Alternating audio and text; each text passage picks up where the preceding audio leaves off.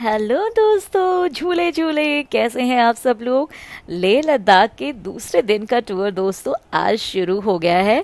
क्योंकि कल first day था इसलिए एक्लिमेटाइजेशन का दिन था, इसलिए हमने शॉर्ट डिस्टेंसेस कवर किए। आज हम काफ़ी लंबी यात्रा करने वाले हैं। ऑलमोस्ट 20 से 30 किलोमीटर्स की हम यात्रा तय करने वाले हैं और बहुत सारे लोकेशंस कवर कर रहे हैं। तो आप सब लोग तैयार हैं ना मेरे साथ घूमने के लिए। चलिए सैर करते हैं लेह लद्दाख की। तो दोस्तों सबसे पहले लोकेशन जो हम कवर कर रहे हैं उसका नाम है hall of fame. Hall of fame का मतलब ही होता है प्रसिद्धि का हॉल। कारगिल वॉर के बारे में आप लोगों ने सुना होगा दोस्तों। कारगिल वॉर जिसे ऑपरेशन विजय का नाम दिया गया था, 1999 का ये युद्ध बहुत ही यादगार युद्धों में से एक है, जिनमें से हमारे देश के बहुत सारे वीर सपूतों ने अपने प्राणों की आहुति दे दी थी। उन्हीं की याद में ये बनाया गया हॉल है और this is basically constructed by Indian Army to honour the brave soldiers of India who sacrificed their lives defending their motherland in the Indo Pak wars. दोस्तों लेह सिटी से ऑलमोस्ट हॉल ऑफ फेम 4 से 5 kilometre की दूरी में है और first day में जो मैंने आपको लोकेशन दिखाई थी शांति स्तूपा, वहाँ से ये ऑलमोस्ट 7 किलोमीटर्स की दूरी में, लेकिन लेह एयरपोर्ट से बहुत नियरेस्ट है। ओनली 2 किलोमीटर्स की दूरी में ये स्थित हॉल ऑफ फेम है। इसका जो टाइमिंग है वो है सुबह के 9 बजे से लेके शाम के 6 बजे तक। दिन में 12:30 से 2:30 बजे तक का लंच ब्रेक रहता है। पर पर्सन 125 रुपीज़ एंट्री चार्जेस हैं, जिसमें जो पूरा हॉल में जो म्यूजियम है वो आप देख सकते हैं। इसके अलावा इवनिंग टाइम पे नाइट और लाइट एंड साउंड जो है एक शो होता है 7:30 से 8 o'clock के आसपास, उसका 125 चार्जेस है। मतलब टोटल 250 चार्जेस हैं इस पूरे हॉल ऑफ फेम में घूमने के लिए। दोस्तों आप इस पूरे म्यूजियम में बहुत ही सुंदर तरीके से और बहुत ही अच्छे तरीके से कारगिल वॉर के बारे में जान सकते हैं। ग्राउंड फ्लोर में ही जब आप जाएंगे तो आप देखेंगे कारगिल वॉर से रिलेटेड डिफरेंट पिक्चर्स हैं। बहुत ही अच्छी सी एक डॉक्यूमेंट्री ऑपरेशन विजय के नाम से दिखाई जाती है, जिसमें संपूर्ण वर्णन किया गया है इस युद्ध का। अपर फ्लोर में आप देखेंगे ऑपरेशन विजय गैलरी है, जिसमें जो भी वेपन्स यूज किए गए कारगिल वॉर में, जो हथियार प्राप्त किए, उस सब को प्रदर्शित किया गया है। इवन सियाचिन जो रीजन है, जो काफ़ी डिफिकल्ट ग्लेशियर रीजन माना जाता है, उसमें इंडियन आर्मी किस तरीके से रहती है, कैसी परिस्थितियों में रहती है, उसके बारे में बताया गया है।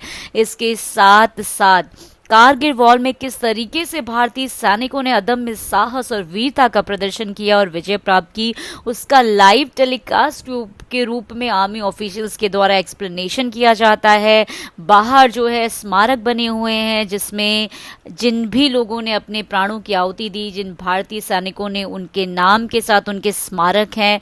तो इन शॉर्ट दोस्तों अगर आप हॉल ऑफ फेम आएंगे ना, तो मैं सच कह रही हूँ आपको, आपके गूज बम्स ज़रूर आ जाएंगे, रोंगटे खड़े हो जाएंगे और आप महसूस करेंगे सच में भारतीय सैनिकों की वजह से ही, इंडियन आर्मी की वजह से ही हम आज बहुत ही सुकून की सांस ले रहे हैं और वो किन परिस्थितियों में हमारे देश की रक्षा कर रहे हैं, ये आप बिल्कुल महसूस कर सकेंगे। एग्रीमेंट के हिसाब पर भारतीय सेना नीचे बेस पर डाउन हो गई, लेकिन पाकिस्तानी सेना ने ऐसा नहीं किया। उन्होंने हमसे छुपते छुपाते हमारे कई पोस्टों को ऑक्युपाई कर लिया। दरा सेक्टर में तोलोलिंग 0.5140, टाइगर हिल 0.4875, कारगिल सेक्टर 0.5608 कक्सर और मजदास, बटालिक सेक्टर जुबेर हाइट, मल्तो थालो, खालोबार और यालदौर। इस प्रकार पाकिस्तानी सेनाओं ने 134 किलोमीटर का इलाका धोखे से ऑक्युपाई कर लिया था। जितना इलाका ऑक्युपाई करना था कर चुके थे। अभी बारी थी भारतीय सेना की, जो कि पाकिस्तानी सेना की नाकाफ हरकत को मुंह तोड़ जवाब देना। ये 2 मई 1999 को शुरू हुआ। पहला ऑपरेशन लॉन्च 15 मई 1999 को किया गया। अब इसकी जानकारी भारतीय सेना को कैसे हुई कि कुछ एक पोस्ट पाकिस्तानी सेनाओं ने हमारे धोखे से ऑक्युपाई कर ली है, जो कि बटालिक सेक्टर में मल्थू धालो इलाके में एक सिविल चरवाह जिसका नाम था ताफी नाम ग्याल, उसने देखा कि कुछ ऊंचे कद काठी के पठानी ड्रेस में जो पत्थरों से बैंकर का निर्माण कर रहे थे। उसने देखा ये तो इंडियन आर्मी नहीं है। जो एग्रीमेंट के हिसाब पर बेस पर बैठी इंडियन आर्मी, उसको बताया। उसके तुरंत बाद इंडियन आर्मी एक्शन में आ गई, जो कि एक 11 की पेट्रोलिंग टुकड़ी तैयार की गई, जो कि कैप्टन सौरभ कालिया के नेतृत्व में पेट्रोलिंग टुकड़ी इस इलाके में भेजी गई। ये पेट्रोलिंग टुकड़ी इस इलाके में गई तो जरूर, लेकिन एक भी जवान वापस नहीं आया। दोस्तों सेकंड डे के लेह लद्दाख के टूर में जो हम प्लेसेस कवर कर रहे हैं वो है सबसे पहले hall of fame, another one is Kali माता का मंदिर, और नेक्स्ट है Patthar Sahib gurdwara, and the last one is Sangam point, जहाँ पर 3 नदियों का संगम होता है। दोस्तों हॉल ऑफ फेम से अब हम जो जा रहे हैं नेक्स्ट डेस्टिनेशन वो है स्पितुक गोम्पा, जहाँ पर काली माँ का बहुत ही प्रचलित मंदिर भी है और ये ऑलमोस्ट 1/2 किलोमीटर के ही डिस्टेंस में है हॉल ऑफ फेम से।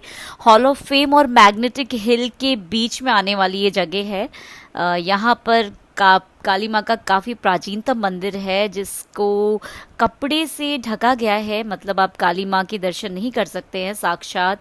और कहा जाता है कि साल में 2 या 3 दिन के लिए ही जो वो वस्त्र हैं जिनसे ढका गया है उनको वो हटाए जाते हैं। इसके साथ साथ दोस्तों आप ये देखेंगे कि यहाँ पर ऑलमोस्ट जितने भी स्पिरिचुअल्स टेम्पल्स हैं, मंदिर है, वहाँ पे हर जगह आप इस तरह के स्पिनिंग व्हील्स देखेंगे जो कि बेसिकली स्पिरिचुअल ब्लेसिंग्स और वेलबींग के लिए बनाए गए हैं, शांति के लिए और आपके आध्यात्मिक ग्रोथ के लिए। इसके साथ साथ ओम मनी पद्मे हम, ये जो मंत्र है, तिबेतियन मंत्र है, जो प्रेयर है, ये भी आप देखेंगे इस तरह के फ्लैग्स और हर स्पिरिचुअल सेंटर्स में आप देखेंगे कि ये यहाँ पर होते हैं। तो ये इनका एक तरीके से मंत्र चैंटिंग है जो कि पीस के लिए, हार्मनी के लिए, आपके आध्यात्मिक और धार्मिक ग्रोथ के लिए चैंट किए जाते हैं।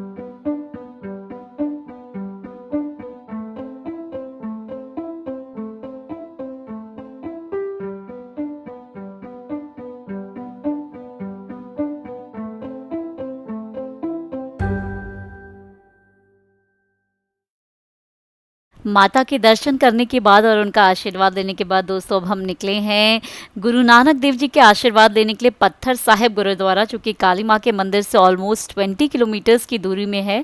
इस गुरुद्वारे का निर्माण 1517 ईस्वी में हुआ था और इसके स्थापना के पीछे बहुत सारी लोकोक्ति किंवदंतियाँ प्रचलित हैं, जिनमें से एक बहुत ही प्रचलित लोक कथा है जिसे मैं आपको यहाँ सुना रही हूँ। दोस्तों ऐसा माना जाता है कि एक समय की बात है, गुरु नानक देव जी सुबह के समय पे मेडिटेट कर रहे थे, प्रार्थना कर रहे थे, तो एक राक्षस ने उनकी प्रार्थना को खराब करने का प्रयत्न किया और बहुत ऊंचाई से एक बहुत बड़ा पत्थर फेंका जिससे उनका निधन हो जाए, उनकी डेथ हो जाए। लेकिन हुआ बिल्कुल अलग चमत्कार, ऐसा हुआ कि वो पत्थर इतनी ऊंचाई से गिरने के बावजूद भी बिल्कुल पिघल गया और उनके ऊपर एक रक्षा के तरह जो है वो समा गया और पूरे उनके शेप में, गुरु नानक देव जी के शेप जैसे वो ध्यान मग्न थे उसके ऊपर समा गया और वैक्स की तरह गल कर बिल्कुल पिघल गया। डेमन को ऐसा लगा, दैत्य को ऐसा लगा कि उनका निधन हो गया, उनकी मृत्यु हो गई। तो बहुत प्रसन्नतावश ऊपर ऊंचाई से नीचे की तरफ जब आया तो उन्होंने उन्हें वापस से वही स्थिति में ध्यान मग्न देखा और पत्थर को उनके ऊपर पाया तो उसे और क्रोध आया और अपने पैरों से उसने बहुत ज़ोर से लात मारी उस पत्थर को ताकि उनको ये आहत हो जाए पत्थर। लेकिन वापस से जो उसका पैर था दैत्य का उसमें चिपक गया, क्योंकि जो पत्थर था अपने आप में मोम की तरह पिघल गया था और उसमें पैर उनका फंस गया। तो इस तरीके से आप देख सकते हैं कि यहाँ आप जाएंगे तो वो पत्थर जो है वहाँ पर जो गुरु नानक देव जी ध्यान मग्न में थे जब आया तो वो समाया हुआ पत्थर है। उस डेमोन का यहाँ पर पैर का निशान भी आप देख सकते हैं। गुरुद्वारे का जो टाइमिंग है वो सुबह के 6 बजे से शाम के 7 बजे तक है। ये इंडियन आर्मी के द्वारा मेंटेन किया जाता है, पूरा इसका रख रखाव देख रेख इंडियन आर्मी के थ्रू की जाती है और दिन के समय 12 बजे के आसपास यहाँ पर लंगर होता है, तो आप यहाँ पर आकर लंगर में प्रसादा ले सकते हैं।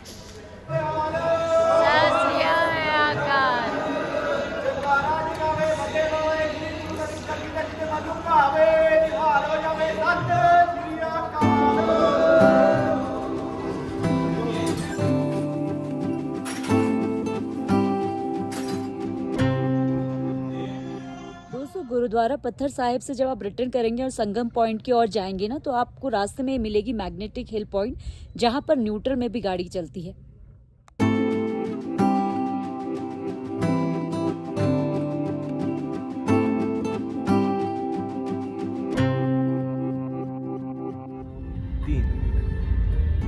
ये न्यूट्रल में रखी है आपने? हाँ। है ना, तो भी चल रही है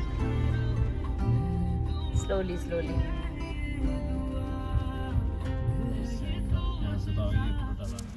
2 से 1 के मिलन में भी अपने अस्तित्व को संभाल कर रखती हैं। नीले, हरे और स्लेटी रंग से चमकदार दिखती है। ऐसा अद्भुत ये संगम है इंडस और झांस्कार नदियों के मिलन का दिखता स्तब्ध संयोजन है। लेह में देखने लायक ये बहुत ही सुंदर जगह है जिसे कहते हैं संगम पॉइंट। फ्रेंड्स, तो मैं अभी खड़ी हूँ यहाँ पर संगम पॉइंट पे, और इसे संगम पॉइंट इसलिए कहा जाता है क्योंकि यहाँ पर बेसिकली दो रिवर्स मिलती हैं, दो रिवर्स का संगम होता है, दैट इज इंडस एंड झांस्कार। और ये जो पॉइंट है ये वर्ल्ड का हाईएस्ट राफ्टिंग पॉइंट भी है, तो आप यहाँ पर आकर राफ्टिंग एक्सपीरियंस ले सकते हैं। लेकिन अभी मई के मंथ में क्योंकि बर्फ़ इतनी अच्छे से गली नहीं है रिवर्स की, इसलिए यहाँ पे जनरल बोटिंग हो रही है।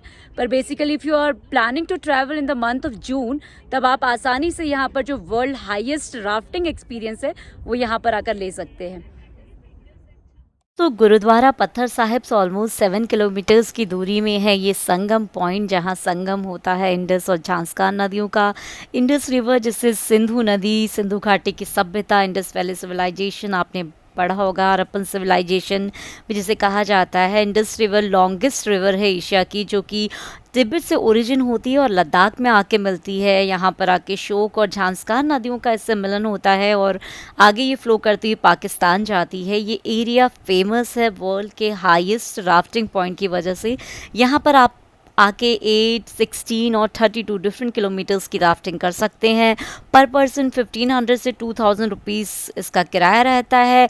इसके अलावा ये अपने रंगों के लिए भी दोस्तों बहुत फेमस है। आप यहाँ आके देखेंगे इंडस लाइट ग्रीन कलर की, झांस्कार आप देख सक रहे होंगे क्रिस्टल ब्लू कलर की दिखाई देती है। इवन जब इनका मिलन होता है, संगम होता है, तो भी कलर बहुत डिफरेंसेस दिखते हैं। इंडस डार्क ग्रीन की दिखती है और झांस्कार नदी कम्प्लीटली मड्डी मतलब स्लेटी ग्रेइश कलर की हो जाती है, तो वो भी आप देख के यहाँ पर अनुभव कर सकते हैं।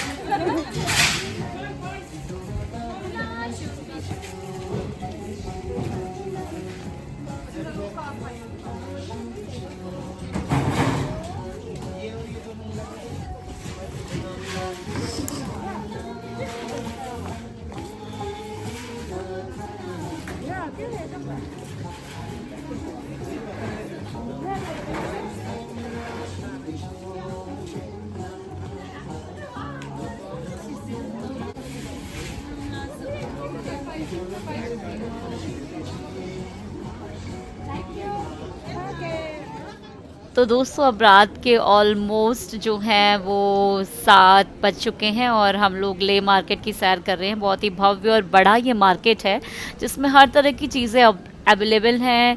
बेसिकली जो है सबसे ज़्यादा वो है वुलन्स की वैरायटी है, बहुत सारी अलग अलग तरह की, सभी तरह के वुलन वेयर्स अवेलेबल है।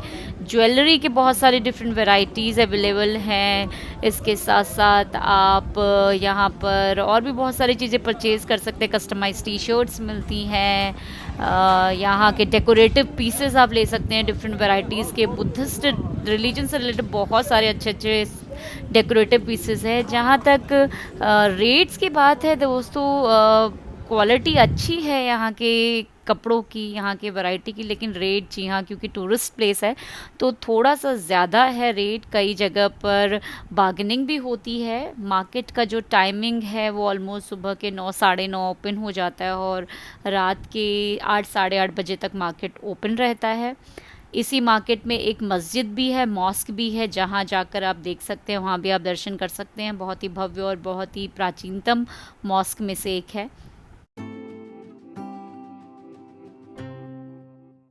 फ्रेंड्स फाइनली जो है मैंने पूरा ले मार्केट जो है घूमा। उसके बाद पोताला जो ये है आप देख रहे हो ऊपर लिखा हुआ पोताला एम्ब्रॉयडरी ये दुकान है जिससे ऑलमोस्ट 22 ईयर्स से ज़्यादा हो गए यहाँ पे। हमारे पास आपको जो टी शर्ट्स हैं, वुलन्स हैं, टोपी, बहुत ही शॉल, अच्छी वैरायटी के हैं। और मफलर, जो यहाँ पे बेचने वाले जो पर्सन है वो भी टी-शर्ट काफ़ी कस्टमाइज। अच्छी तरीके से और हैंडमेड ही रहती है ना, बनाए जाते हैं। handmade ही तो सारी अगर हैंडमेड ये यहीं आ पे रहे हैं, बनाई जाती है। तो इस शॉप से आप शॉपिंग कर सकते हैं।